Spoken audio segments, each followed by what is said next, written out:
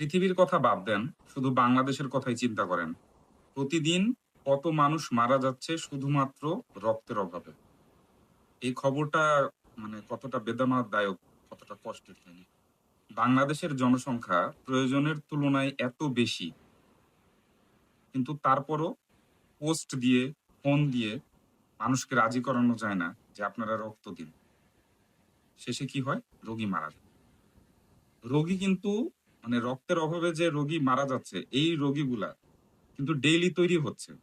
কিন্তু যারা ব্লাড দেয় তারা কিন্তু তৈরি হচ্ছে না। নতুন ডোনার কিন্তু তৈরি হচ্ছে না।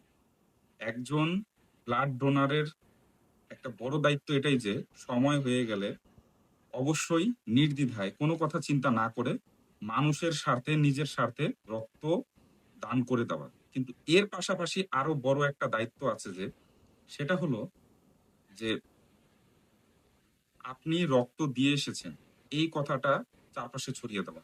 সেটা হোয়াটসঅ্যাপ হোক, ফেসবুক হোক, ফেসবুকে বিভিন্ন গ্রুপ হোক, এর মাধ্যমে রক্তদানের যে ঘটনাটা এটা ছড়িয়ে দেওয়া। এতে একটা সুবিধা পাওয়া যাবে কি, আপনাকে দেখে, আপনার দেখাদেখি আরো অনেক মানুষ এগিয়ে আসবে, নতুন নতুন রক্তদাতা জন্ম নিবে।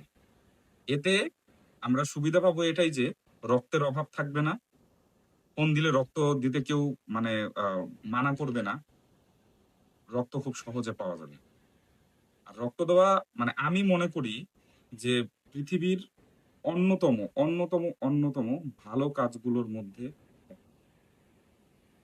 আপনাদের কাছে বিশেষ অনুরোধ, যারা রেগুলার রক্ত দিচ্ছেন তারা তো রক্ত দিবেনই, রক্ত দেওয়া, রক্ত দান করা বন্ধ করবেন না।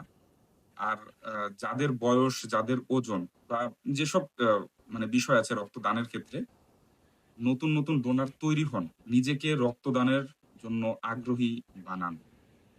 সত্যি কথা বলি, একটা মানসিক শান্তি আহ, আমি পাই। আর কার বিষয়ে কি জানি না, কিন্তু আমি অনেক বড় একটা শান্তি।